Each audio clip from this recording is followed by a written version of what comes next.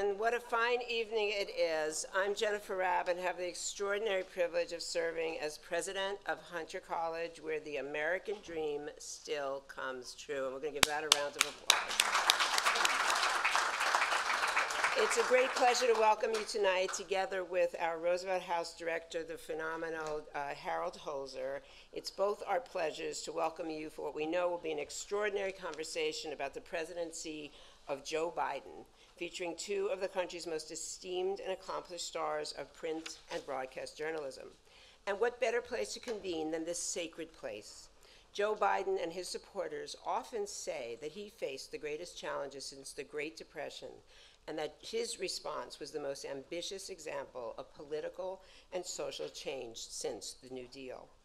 Well, as so many of you know, this is the very building where Franklin Roosevelt and his brain trust built the foundation of the New Deal. From public works, the term FDR and his contemporary used for infrastructure, and for revolutionary initiatives like minimum wage, maximum hours, disability insurance, and of course, Social Security, which was born in the room upstairs when Frances Perkins was first invited to meet with FDR. As the home where FDR and Eleanor lived for more than a quarter century, and where FDR set up this 1932 transition headquarters, Roosevelt House programming has always prominently featured consideration of both presidential history and the presidents of today. And I just want to give a special shout out to an expert on another president, if I may, Chris, the extraordinary Harold Holzer, who last week had John Meacham here talking about his new book on Lincoln. So. If anyone does wonder, he wrote that into his contract. We must have a few Lincoln events. So. Tonight, though, we return from President's Day. We're truly pleased to host a conversation about President Biden, who some say inherited a range of challenges of such magnitude and number that they really only could be compared to those which Franklin Roosevelt encountered upon entering the White House 90 years ago next week, on March 4th, 1933. Pretty amazing. A once-in-century pandemic, a reeling economy, an unresolved war in Afghanistan, and the aftermath of an insurrection were only the beginning. The early years of the Biden presidency also saw fallout from an emboldened Supreme Court, raging inflation, and of course, the war in Ukraine. How President Biden and his team of top advisors responded in response to each of these pretty extraordinary challenges forms the focus of the thrilling, insightful, and critically important new book that brings us here tonight, The Fight of His Life, Inside Joe Biden's White House. And we could not be more pleased to welcome back to Roosevelt House for his third event here, the book's best-selling author, political analyst, cable news regular, and Emmy Award television producer and documentary filmmaker, Chris Whipple. This time, Chris, we are especially to welcome you to the actual house, since the last time we had you, of course, was on Zoom because of the pandemic, but no less really extraordinary conversation on your book, The Spy Masters, How the CIA Directors Shape History and the Future, for which you spoke to nearly every living CIA director. You are quite a historian. Before that, Chris did make it here for a talk on his earlier work, The Gatekeepers, How the White House Chiefs of Staff Define Every Presidency, which marked the first time readers were treated to Chris' unrivaled access to some of our most important government officials. But it isn't just access that sets Chris apart, it's his analysis, his interpretations that together advance our understanding of the inner workings of our democracy's most essential and powerful institutions. And with the fight of his life, Chris has taken his work to the next level, setting his sights on the man at the very top and, of course, the staffers who surround him. We, in turn, are proud of our access to Chris, and we continue to perfect our record of providing this special setting in which to consider his headline-making books. We could think of no more extraordinary and wonderful person to talk to Chris about the fight of his life, and are so honored and delighted to welcome from the iconic news program Chris once helped produce, the legendary broadcast journalist and one of the most familiar, trusted, and just beloved faces in all of television news, 13-time Emmy Award-winning 60 Minutes correspondent, the extraordinary Lesley Stahl. To concisely summarize her half-century of professional accomplishments and countless scoops would be both impossible and really largely unnecessary, since so many of you, all of us, really have been following along from our living room since at least 1991, when she started at 60 Minutes, truly extraordinary. Before that, Leslie served as CBS News White House correspondent during the Carter, Reagan, and part of the George Bush presidencies, making history as the first woman to hold that job. Many here probably recall her incredible reports appearing frequently on the CBS Evening News with Walter Cronkite and then with Dan Rather. Wow. Around the country and around the world, viewers have come to know well and admire Leslie's remarkable, unflappable poise and dogged pursuit of the truth. These days, she's often remembered for a particularly contentious interview she conducted with the sitting president, in which she asked such tough, uncompromising questions that the president had to excuse himself before that interview was finished. I just like to say, Leslie, I'm glad it was that president.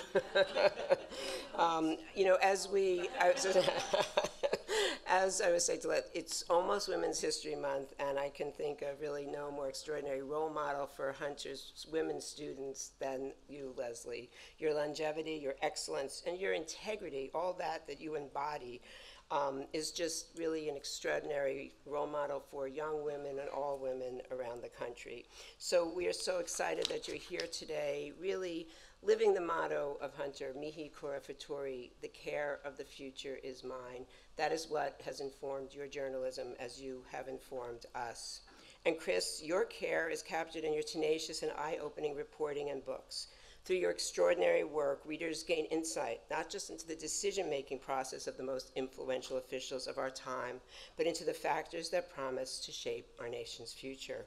So with that, it is an incredible honor tonight to have Chris Whipple being interviewed by the extraordinary Lesley Stahl. Thank you both so much for giving us your time and your wisdom. Welcome, Chris and Leslie.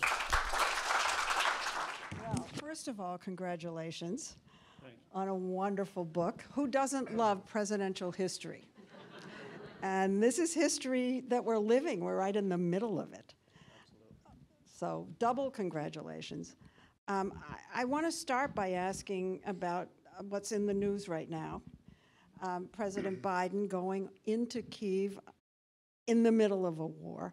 And I wonder, having spent, I don't know, I can't imagine how many hours, not only interviewing everyone around him, but studying him personally. What qualities you noticed in him that would have brought him to be so brave?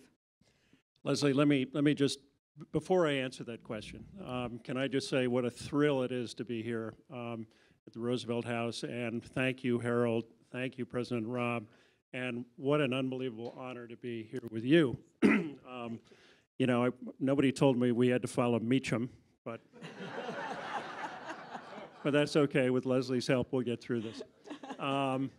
So, you know, to answer your question, Leslie, I really see my book and the Biden White House as a kind of political thriller in 3 acts. And the first act, of course, was the unbelievably fraught transition, which we can talk about. The second act was the first year of the Biden presidency with the debacle of the Afghanistan withdrawal, which was followed, of course, by a steady decline in Joe Biden's approval rating. But the third act, I really think, began on February 24, 2022, when Vladimir Putin invaded Ukraine, and Joe Biden rose to that moment in a way that I think almost no one else in our political public life could have. Joe Biden. Well, why do you say that? Joe Biden was uniquely prepared and qualified to meet that moment because he'd spent his entire life preparing for it. Chairman of the Senate Foreign Relations Committee, spending decades taking the measure of Vladimir Putin, seeing Putin in a very clear-eyed way that none of his predecessors did. And I think certainly not Trump. And I think he rose to meet that moment. I think that was the turning point of his presidency. And I think that the trip to Kyiv, which we've all just watched with such fascination, is you know, maybe the opening act of the beginning of Act 4. But I do think that Joe Biden has been, you know, he spent you could really describe his whole career as a fight, you know, as a fight against adversity, tragedy, bad luck. You know, he lost his wife and infant daughter in a car crash. He lost his son Beau to a brain tumor. He lost 2 campaigns for the presidency, and he finally won it. But this is the fight of his life, and hence the title of the book. You know, I wanted to mention Ignatius's column today, which was about Biden's success in Kyiv. But he says that what happened with Biden is that he just hung around so long, and that his success here is because he lasted through the ups and downs, that he keeps going, that he's got some wisdom now. No question about it. And I think that, you know, there's been a lot of talk about Volodymyr Zelensky being like Winston Churchill. Yes. And obviously you can make a very good case for that, and it's an obvious case. The less obvious, but equally persuasive comparison, I think, is between Joe Biden and Winston Churchill. At first, they seem utterly dissimilar, right? I mean, Churchill, conservative, silver-tongued, Joe Biden, a lunch bucket Democrat who mangles his words. But the truth is, if you think about it, both men were underestimated time and time and time again. Both were mocked for their long-winded oratory. Both spent decades in Parliament, with Churchill's case, and in Congress, in Biden's case, without ever really grasping the brass ring until the moment when their countries needed them. And I think that, you know, for all of the flaws that Joe Biden has, I mean, I think you can make that case. You could also make the case that he's the new Harry Truman. But yes, as you can imagine, when you read this book, you will be getting a very complimentary view of Mr. Biden. Well, did you read like the Afghanistan chapter? Well, generally, I know you did. Overall, yes, yeah. it's a complimentary book. I want to ask you a question I think that's on everybody's mind, not just in this room, but in the entire country, and it's the A question, the age question. As I said, you've been observing him closely for a long time, and as you mentioned, he mangles the English language. He stutters, he stammers, and by the color of a lot of heads in this room, and some heads without any color on them, I'm guessing that some of you are recognizing this stumbling around, and we're looking at him. The majority of Americans think he's too old to run again. So talk to us about his mental acuity, his cognition, and his brain power. Is he too old? So one of my favorite chapters in the book describes a private, off-the-record Zoom call that Ron Klain, the incoming White House Chief of Staff, had with 19 out of 22 living White House Chiefs of Staff. I got wind of this and was able to piece together that story. And to me, one of the most fascinating parts of it was Jim Jones, who was LBJ's 28-year-old White House Chief of Staff in 1968, who was then 82 at the time of this phone call. And the very first thing Jones said was, "Ron, you have got to make sure that this president gets his rest. I look at him and I see myself. I'm 82 years old. I recognize that gait. Exactly. I've become an expert at stumbling going up the stairs." Exactly. And Jones was making the point that he made sure that LBJ got a nap every afternoon. LBJ was, I'm old enough to remember LBJ. When I was a teenager, I thought he looked to be 90 years old. He was 60 when he left office, and yet Jones was that concerned. So obviously magnify that in Joe Biden's case. But having said that, Joe Biden would say, "Watch me," as you know, as he famously said. It's hard to watch him taking that 10-hour round-trip train ticket trip to Kyiv without thinking that's really remarkable. He's certainly got the energy. I spoke to almost, I was lucky enough to interview almost every living, not every living, but every member of Joe Biden's inner circle for this book. And I think I've been around long enough to know when I'm being spun. And to a person, they insist that his mental acuity is just fine. He may walk like a zombie. He may stumble with many of his words, but they insist that he's just fine. And just to finish up on this. But do you think he's fine? I know, I want your judgment. My sense is that he is. My sense is that, look, there's always, it's an absolutely legitimate issue. It's an important issue. There's always the risk that he could keel over at any time, and we can talk about whether the Vice President Kamala Harris would be ready to step in. That's always a gamble.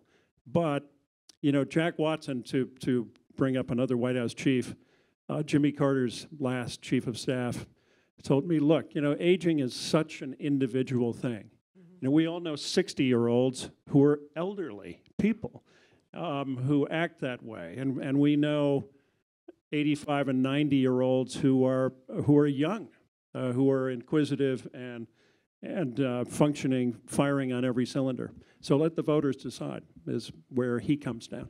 Okay, let's go to Act One. Sure. Okay, so Biden is elected, and as is tradition in the transition, immediately after the election, the incoming is supposed to get intelligence briefings, he's supposed to get an office, he's supposed to have access, he's supposed to become, the outgoing administration is supposed to get the new guy ready. But that did not happen, maybe for the first time in history. This was, without a doubt, the most contentious and dangerous transition since the Civil War. Well, let me go to the second half of my question, then Sure. you can answer it all at Sure. once. You write that the Biden people were seriously worried about a coup, that he was going to stage a coup. So, and that they took precautions, you said. They absolutely were. Okay. And Ted Kaufman, who was Joe Biden's alter ego and best friend, who spent something like 1 million hours riding on Amtrak with Joe over the years, was in charge of the transition. He told me that they stopped counting at 70 emergency scenarios that they were prepared for, including the possibility that Trump would order troops into the streets and declare martial law. So they were preparing for all of the above, and they had a back channel to the chairman of the Joint Chiefs, Mark Milley. They were careful not to make it look as though they were interfering or trying to pull off a power play, but they had a Their back channel, I think, was Nancy Pelosi. Yes. That's some right. back channel. She was the back channel, and was in telling them exactly what Milley was doing at every point to prepare for that possibility of a military coup. So, and meanwhile, Bob Bauer, the attorney, the senior legal counsel, had lawyers prepared for every legal eventuality. It was a really fraught transition. And, you know, they couldn't get basic answers to questions about the COVID response. Every day that they didn't have the data meant that lives would be lost to COVID because they couldn't get up to speed quickly enough. It even affected Afghanistan because in March of 2020, the Trump administration shut down the special visa program to get people out of Afghanistan. So on many levels, this was really fraught. Yeah, and you write it dramatically. So let's talk about Biden as a person. You know, he has a reputation. He comes off as so affable. If you ever meet him, he leans in, as you know, and he does. He's touchy, puts his arm around you and confides. He pretends to confide, gives the impression that you're his best friend. And yet, I keep hearing stories about his temper and his yelling. And so tell us what he's like. Is he affable? Is he mean? So he is extraordinarily affable, as you know, in person. But? It was once said of Joe Biden by one of his someone who knows him well that he's the only Irishman who doesn't carry grudges. That is not true. I am here to tell you, he is still really pissed off at Averell Harriman. FDR's patrician ambassador to the Soviet Union, who was a railroad magnate, and he was the unofficial gatekeeper for anybody who wanted to be in among the Washington elite. And one day, Harriman invited young Joe Biden over to his Georgetown townhouse and grilled him about foreign policy, and Biden was furious. And he walked out. 40 years later, he can't remember Harriman's name. He says that rich guy, the railroad guy, but he's still pissed off. God almighty. He also, I thought this was delicious too. Joe Biden cannot abide people who he believes did not take him seriously. That's a kind of a long list. Yeah, and it's a long list, and two of them were senior advisors to his good friend Barack Obama, David Axelrod and David Plouffe. Biden thought they did not think he was presidential timber. Well, as one of Biden's close friends told me, he hates the Davids. What did Obama think about his presidential timber? Well, as we all know, famously, President Obama put his finger on the scale for Hillary Clinton. And now, having said that, and that relationship between Obama and Biden, to me, is really fascinating because it is true they had a kind of bromance. It is true that they did. I think they genuinely had a bond that was formed when Beau was terminally ill, and I think Joe Biden. Barack Obama took Biden under his wing while that was happening. There's a genuine bond there, but presidents are competitive. And Barack Obama was not thrilled to hear Joe Biden's senior advisors going around in the early days of the Biden White House saying, we're going to be like FDR, and Barack Obama's stimulus bill back in 2009 was pretty small potatoes. So we're going bigger.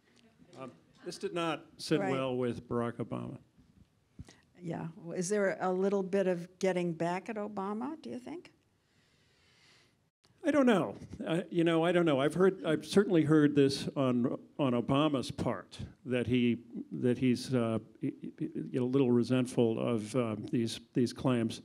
But I've never heard Joe Biden speak ill of Barack Obama. All right, let's go to Act Two, which I think you said was Afghanistan. And I want to ask it in the context of judgment and whether you think that he has good judgment. As you write, virtually everybody on his national security team and defense team begged him to leave a contingency of American soldiers behind. He ordered an immediate, total withdrawal of American troops. And as you say in the book, the wheels came off. Yeah. And it was worse than that. Not so quite immediate, judgment. Because, of course, Donald Trump had previously announced that U.S. troops would be out on May 1st, 2021, and Joe Biden ultimately set the deadline as August 31st, 2021. But there's no question about it that Joe Biden came in hell-bent on getting out. And at one point, he had been all in, when he was vice president. And there was a famous scene where he was confronted on a visit to Afghanistan to a classroom. A teenage girl got up and said, I want to be a doctor. You can't leave. The Americans can't leave. And he said, don't worry, honey, we're not leaving. he changed his mind. The corruption of the Afghan government and other factors. So to the point where when he arrived, when he came into office, he was determined to get out.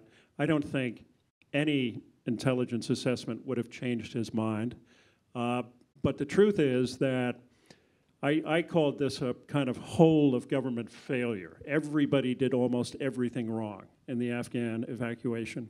And it began with Tony Blinken, the Secretary of State, told me that he said everything we did was based on a flawed intelligence assessment that the Afghan government would last for 18 months. This was news when I went to Bill Burns, the CIA director, when I went to see him and talked to him in the 7th floor office over Langley. And he said, no, we were clear-eyed about the fragility of the armed forces, and we said that if you take away two legs of the stool, namely the American military and the American contractors, that was a recipe for a quick collapse. And I got yet another version from Chairman of the Joint Chiefs, Mark Milley, who said, no, the intelligence I saw said that it would be all over by Thanksgiving. At the end of the day, Biden felt frustrated, pissed off, let down by his intelligence, by the intelligence community. And I think that, ultimately, what happened was he just thought he had more time. Everybody thought they had more time to execute that withdrawal.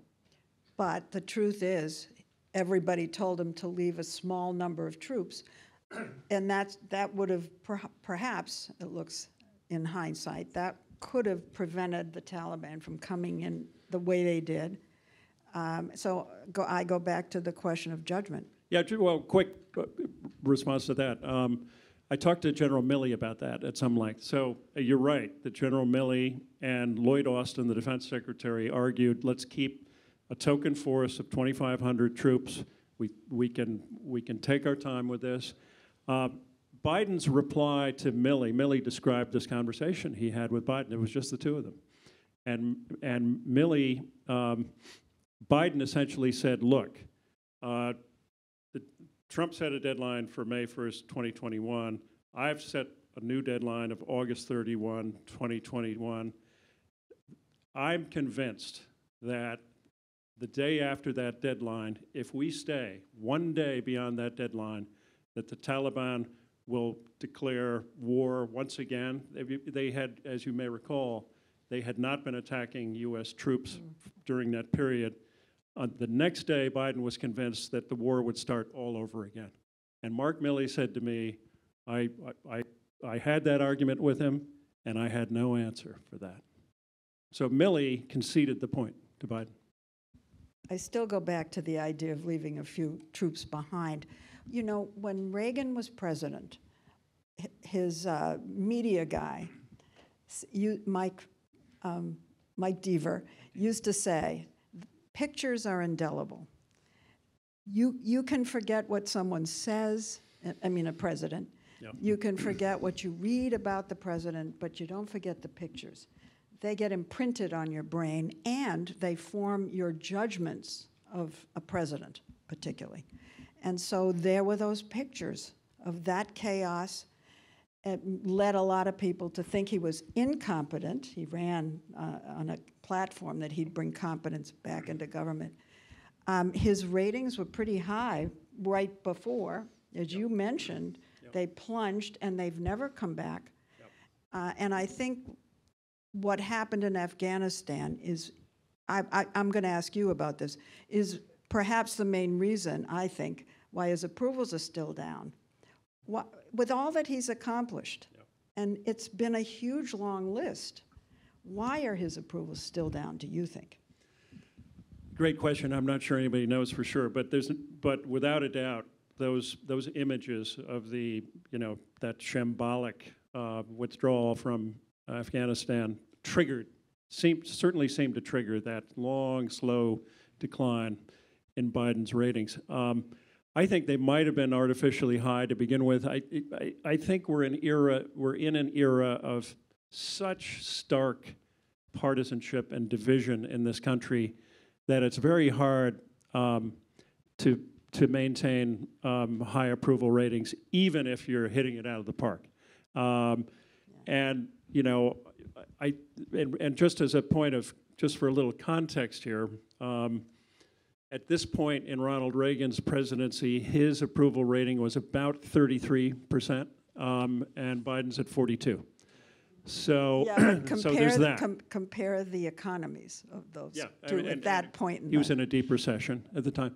But it is a little bit baffling, I think, that Biden, given this extraordinary run of legislative success that he's had, that it doesn't seem to translate into better numbers. And I think part of it is that people are just not feeling the effects of any of that. It takes a while.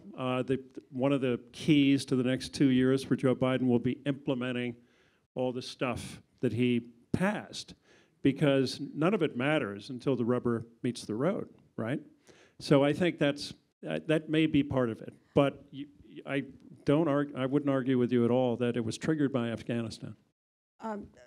As you know, the Republicans say that he ran as a moderate, but he's governing as a serious lefty, and that he's really a socialist.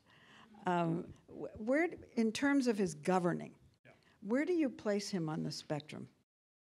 And where is he really? Yeah, I think Joe Biden is still, well, you know, if you talk to some of his close friends like Ted Kaufman, I called him his alter ego.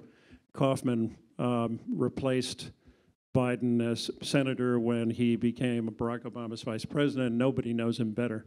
Kaufman insists that he has not changed one iota, not in any way, shape, or form in the 40 years he's known him, and he means politically as well as personally.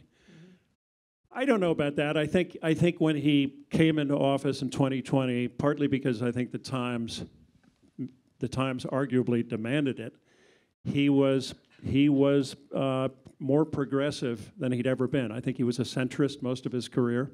I don't know what you think, but I think he was a centrist for the most part, and I think he ran on a much more progressive platform, partly dictated by a once-in-a-century pandemic and an economy that was crippled, and you know, racial injustice and global warming, and you know, the list goes on.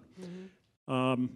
I think if you were to ask how Bernie Sanders or AOC, whether he's governed like a lefty, I don't think they would agree. And if you think about it, all of the stuff, all of the planks of the ill-fated Build Back Better bill got thrown under the bus. What, I can't, there are so many different letters going on here with his bills. Yeah. What was that the one that Manchin crushed? Build Back Better was considered the centerpiece of Biden's legislative agenda. It was a big, expensive, ambitious bill that had all kinds of stuff, not only planks to ease global warming, to deal with that threat, but also child care and free community college and all kinds of progressive planks. I went to visit Ron Klain at the White House in late October of 2021 at what was, I think, the low point of the Biden presidency.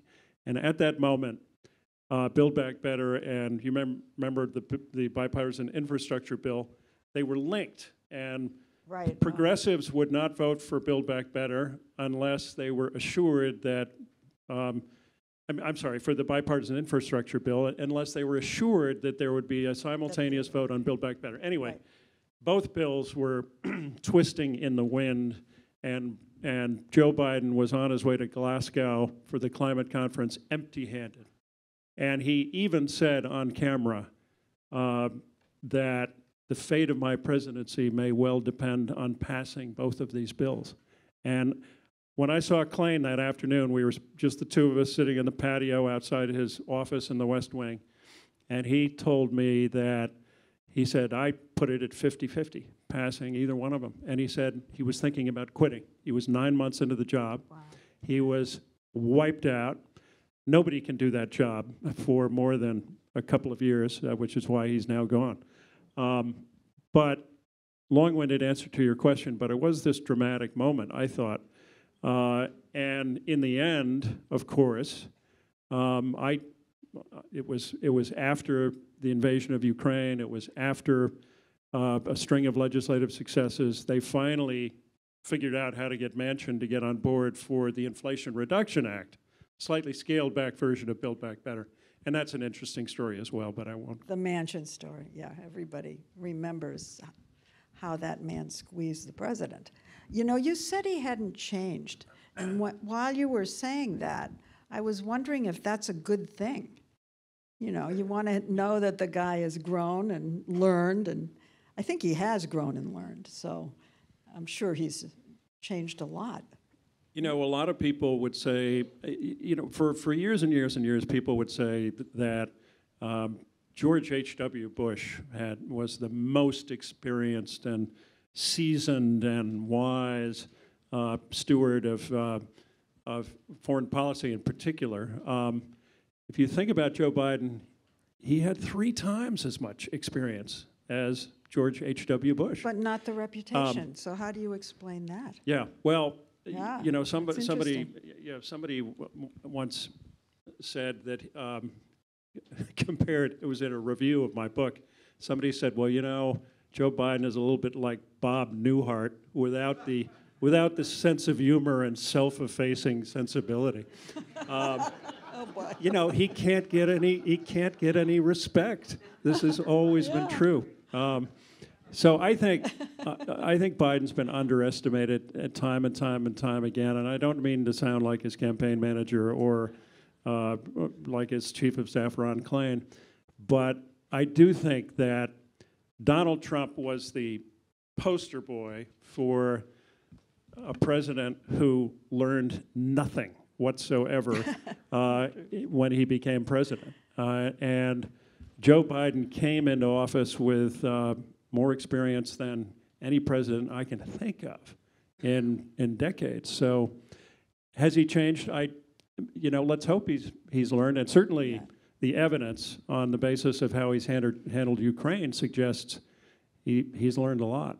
Yeah, I agree. We're going to ask you if you have some questions in a minute. I wonder why you think he hasn't benefited more coming after Trump. You would think that he'd get some bump out of that. Yeah. And he hasn't. The thing that has shocked Joe Biden more than anything else in his presidency is the lasting power of Trumpism, of MAGA. He thought this would be in the rearview mirror a long time ago. He thought he had a mandate. He won by 7 million votes.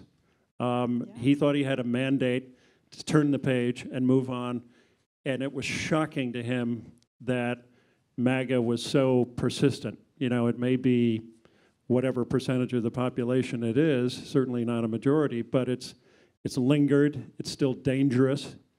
And I think one thing that baffled him was the idea of vaccine resistance. I mean, he couldn't wrap his head around it. Jeff Zients would come into the Oval and the president would say, Jeff, what the heck? You know, what do we have to do to convince these people of something that he thought was perfectly obvious and based on the science? And that was, again, part of the lingering power of Trumpism. They thought that mask resistance, they understood, Joe understood. But Trump had taken credit for developing the vaccine. So Biden thought, you know, according to that logic, we wouldn't have people in red states refusing to get vaccinated. You know, I got COVID real early, and I was really sick, and they gave me hydrochloroquine in the hospital. Yeah, they did. And a hospitalist came in and said, why are you on that? And he said, that doesn't work. Don't take that. So one doctor gave it to me. What hospital? They were one. I'm not going there because they really took care of me very well. All right, I'm about ready to invite people to ask questions. They cannot be as good as mine, though. I just want to. right here, right up front. Yeah, wait for the mic. Right here. Second row. Yeah.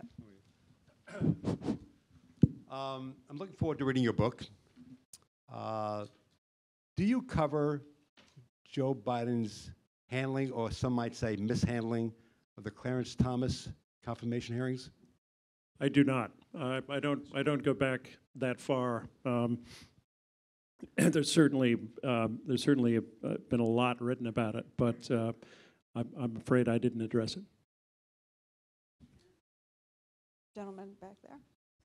I'm going to have you running all over the place with that. Chris, you offered the idea that Klain resigned because no chief can last through a term. There's another theory, there are many theories, but one theory is that he's jumped ship because he knows that stuff is going to hit the fan the big guy wise. And this is going to be a very, very turbulent period coming up. Joe ain't seen nothing yet. What do you think of that? You know, I asked Ron that question directly. I said, you know, bad things sometimes happen when presidents switch chiefs of staff in midstream. Leslie remembers this all too well when James A. Baker III swapped jobs with Don Regan, the Treasury Secretary. Regan, who was imperial and clueless. And the next thing we knew, we had the Iran-Contra scandal, which never would have happened on Jim Baker's watch. I happen to think that Ron Klain belongs in that elite company, along with Jim Baker and Leon Panetta, who was Bill Clinton's superb White House chief of staff. It's a rare, I'm going to answer your question eventually, but let me just say another thing about what makes great White House chiefs. It's a rare combination of White House experience, knowledge of Capitol Hill, deep political savvy, temperament, which is often an underrated quality, and a bond with the boss, a good working relationship with the boss. It's an extremely rare skill set. Klain had it. I think Jeff Zients has a lot of it. He doesn't have Ron's political savvy or a 3-decade-long relationship with the boss. What that enables you to do is tell the president what he doesn't want to hear, which is the most important thing any chief of staff can do. Klain did that. I'm convinced he's gone because he's wiped out. He is absolutely burned out. You can't do the job. I mean, there's a reason why the average tenure for a White House chief is 18 months.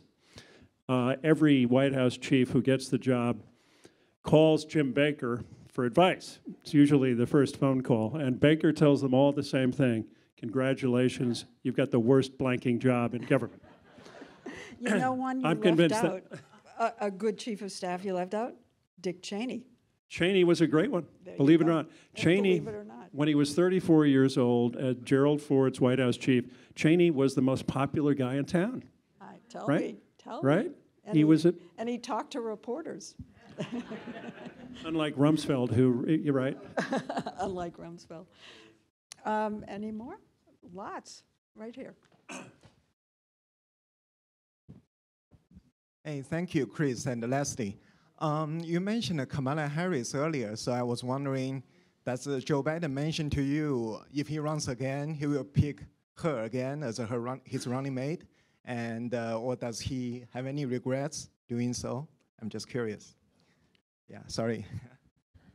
So it's a complicated and fascinating relationship, I think, between Joe Biden and Kamala Harris. He has a genuine bond with her, I think. In the early days, he would look around. If she wasn't in a meeting, he would say, "Where is she?" He wanted her in every meeting. Things got more complicated as time. Why did he want her in every meeting? He evidently really liked the different perspective she brought to issues. And Biden, especially in the morning with the president's daily brief, you know, those meetings would go on forever. Biden just loves those. You know, he loves to do the deep He dive. doesn't talk too much, does he? No, not at all. But he would often apparently defer to her, according to everybody I talked to. He liked her prosecutorial chops that she would bring to cross-examining briefers and so forth.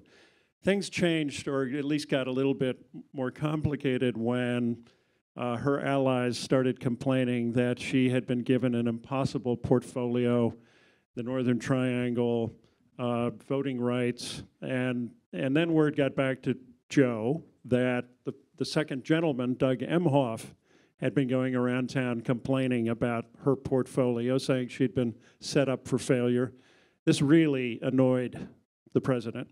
And so it's a complicated relationship, but he will, I promise you that no one is seriously considering replacing her as vice president. I mean, the last time that happened, Jerry Ford and Nelson Rockefeller, right?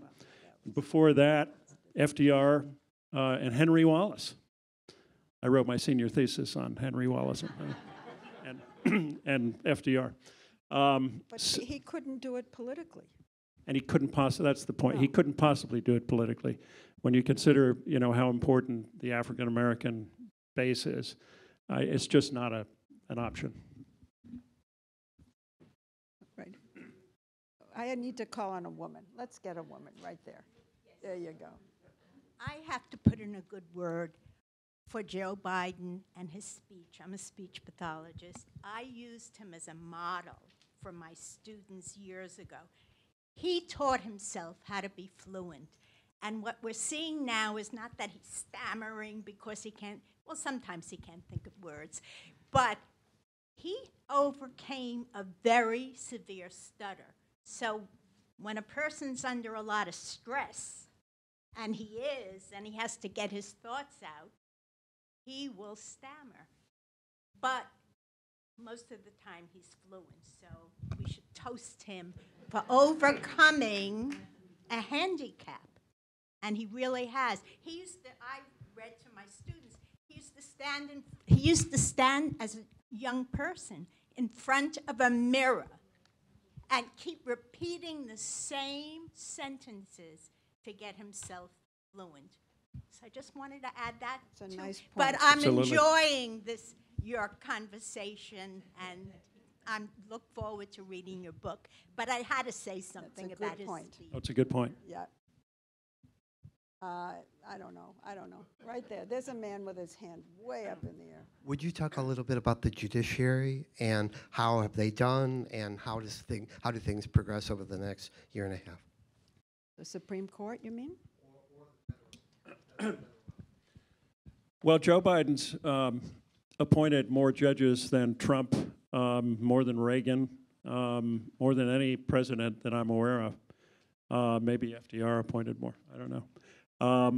But it's an extraordinary record, and I think obviously Ketanji Brown Jackson was a major appointment, and I think that it seems to me that there's not much a president can do beyond appointing good judges, but we haven't talked about the midterms, which were a surprise to many people, but one of the brilliant things I think Ron Klain did in the walk-up to the midterms was to make it about the Supreme Court decision and about the MAGA threat to democracy. Joe Biden wanted to go out and go everywhere and talk about everything.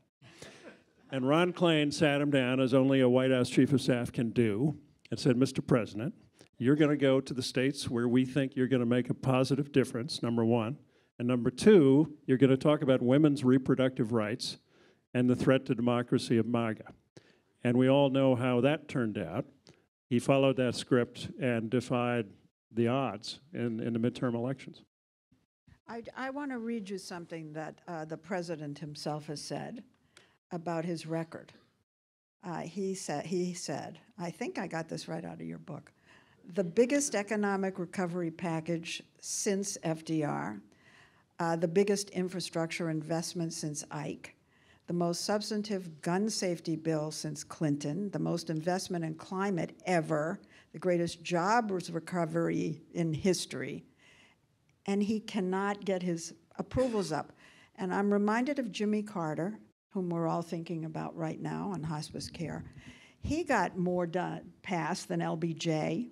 His list is so impressive of what he got done, and he is thought of as an unsuccessful president.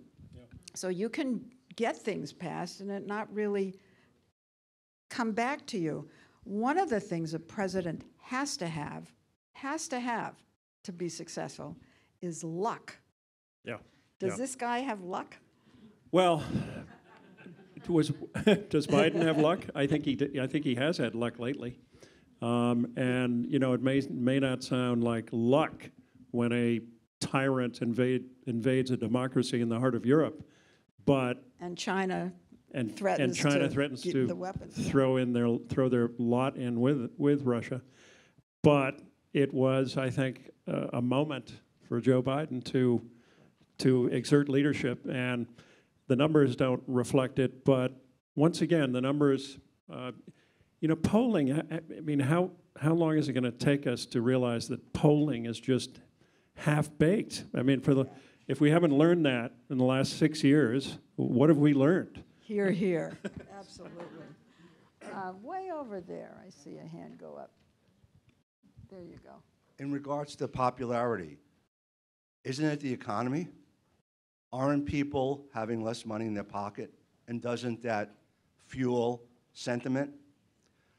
Number two, there was an article in the New Yorker several months ago about Joe Biden's father being a war profiteer and nearly going to jail.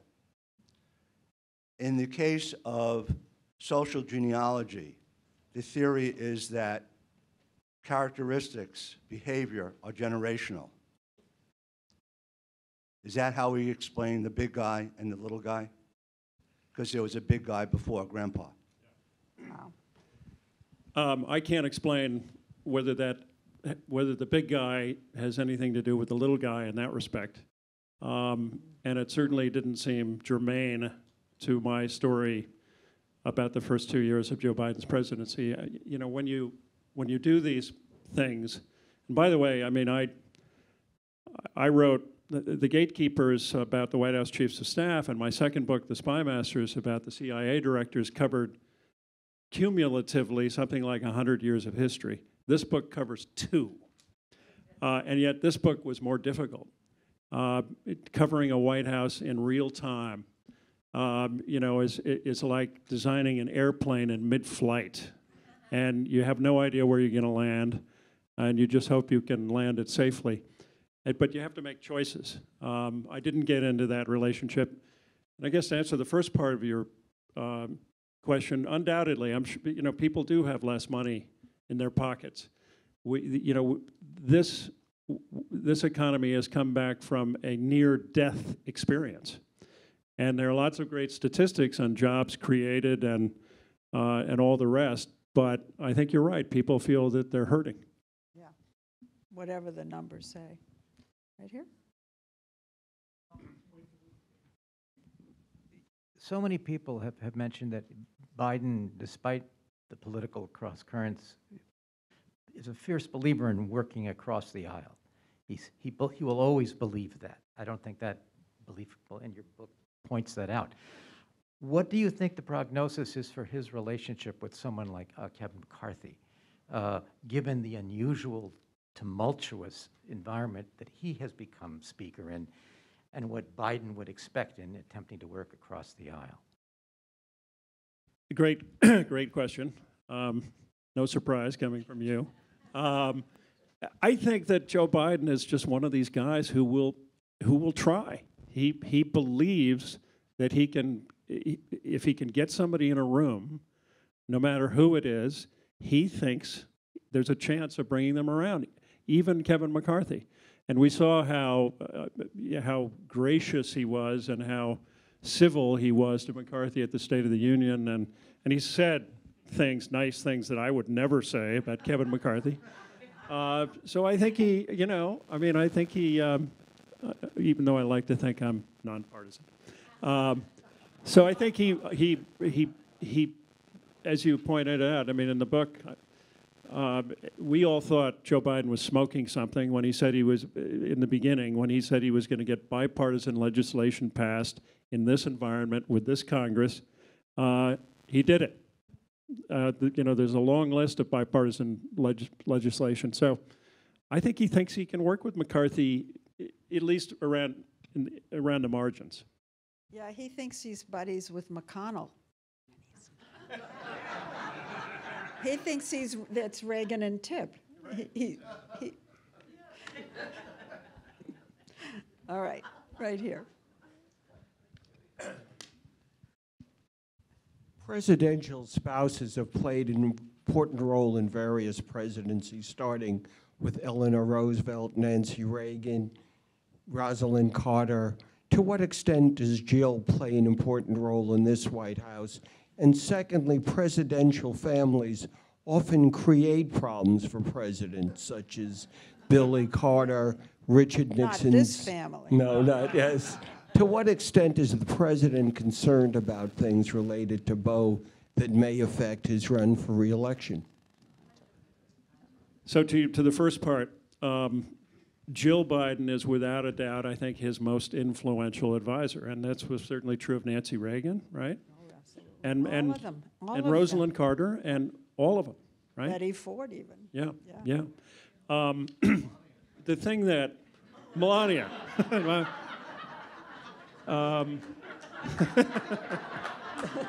No, not so much. We can't blame her. But the thing that, and actually I think one of my favorite chapters in the book is the story I tell about how Jill Biden would not take no for an answer when the Secret Service told her she could not go into Ukraine to visit with Volodymyr Zelensky's wife, the First Lady of Ukraine. And it's a great story, and it was kind of a template for Biden when he went, although she went in by motorcade and not by train. She's remarkable. She's the only First Lady who's ever held down a full-time job in addition to being First Lady, teaching in a community college. Leslie can fact-check me on that. No, I know it's true, and I'm surprised she doesn't get more publicity about it. Yeah. As a working First Lady, it's incredible, actually. Yeah, and she does a lot of campaign travel for Joe Biden. But the thing that she brings to the table for Joe, I'm told, by people who know him really well, she pierces the bubble. She says she doesn't talk policy so much, but what she'll do is she'll say, Joe, this is what people are talking about. And the president loves that. First ladies all along have been, some quietly, but some not so quietly, incredibly influential, all of them. And the reason, I think, is that they become the only person the president can really trust. Everybody else is going to write a book. And they know that. Or if they don't write a book, they're going to leak enough so that someone can write a book. And so they become... that never happens. Right, it never happens. So it's a fascinating issue. I'd love to write a whole book about it. It would be wonderful to look into that more deeply. Woman in the back. Hey, I'm good. So pleased to have had the office next to you. Yours back then. I can tell everybody I worked with Chris. Anyway, I just want to know, as one TV producer to another, how the heck did you get everybody to talk to you for this one and the others also? Because it doesn't seem there's really that much in it for them except getting the boss mad. So how'd you do it? Yeah, and I'm still wondering if the boss is mad about this one. So, I said before that this book was more difficult than the first two, and the first two weren't easy. But part of it is because compounding the difficulty I mentioned before about designing an airplane in mid-flight, this is, I wonder if Leslie would agree, this is one of the most battened down, disciplined, leak-proof, on-script White Houses in modern history, I think. Needless to say, compared to his predecessor, you know, for sure. They do not generally talk out of school, and it wasn't easy, but it didn't hurt that the White House chief, Ron Klain, opened the door and let me in to have, in effect, a 2-year running conversation with him. When you read the book, you're not going to believe. You're in there. You have minute by minute little chapters from time to time when you shouldn't have been in the room. Thanks. So when the White House chief opens the door, other doors start to creak open just slightly. Well, I think Klain wanted to. I think he realized that history is important. He's a real student of history. He's remarkable. He can tell you exactly what Bill Clinton's approval rating was when gas was $3.50 a gallon. He cares about history, and I think he was looking for a fair, honest portrayal. I think he was looking for a first draft of history that would be regarded as fair. That's always a big gamble. That's always taking a chance, but I'm glad he took the chance. Tell us how much you spoke to the president. I know you did. Well, so Leslie, you can imagine how this felt. The truth is that I ultimately got written answers to written questions that I submitted. And I do say that, maybe I buried it a little bit, but I do say this, full disclosure in the book, that ultimately I got written answers, and of course, you want to be in the room. And you know that the answers you get are going to be sanitized. And yet, I really did get, I think, pretty revealing answers from Joe Biden. Not so much from Kamala Harris, who agreed to the same ground rules, by the way. Kamala Harris ducked all the difficult questions and gave me boilerplate, real sort of pablum, I'm sad to say. Were his answers in his voice? His answers were in his voice.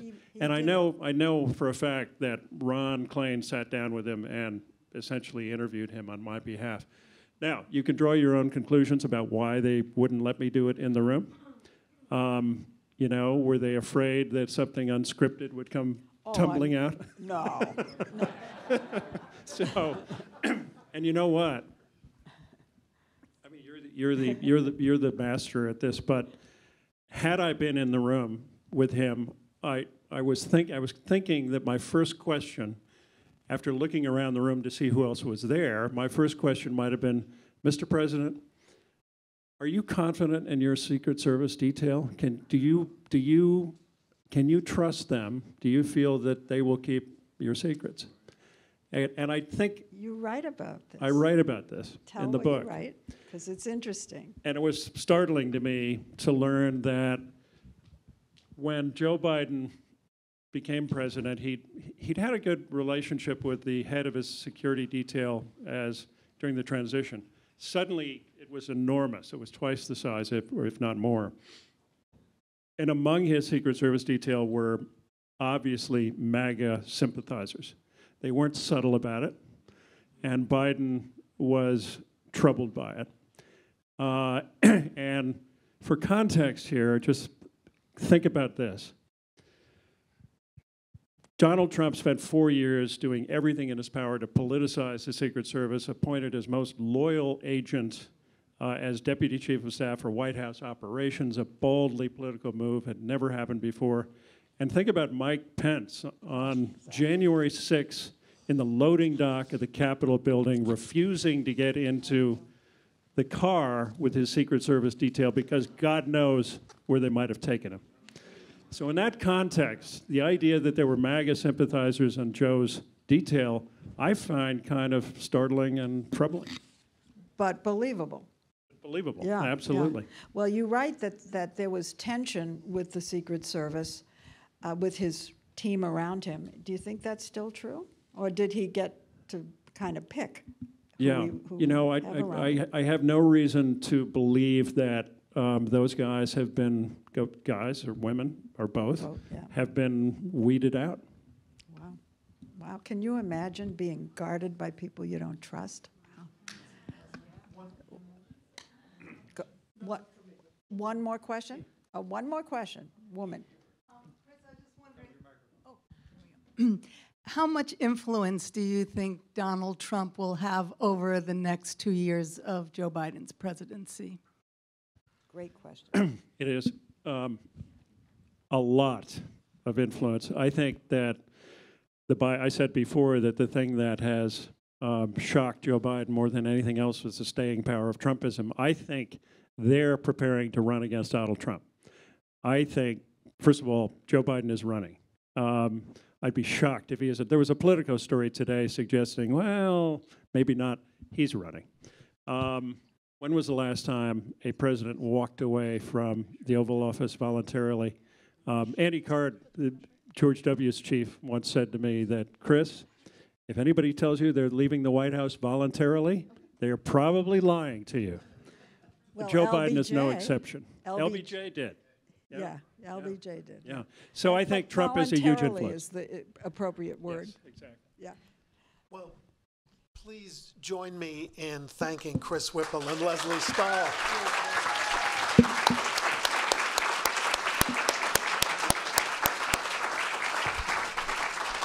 And President Raab invites you all to a reception upstairs and the opportunity to get a signed book from Chris Whipple.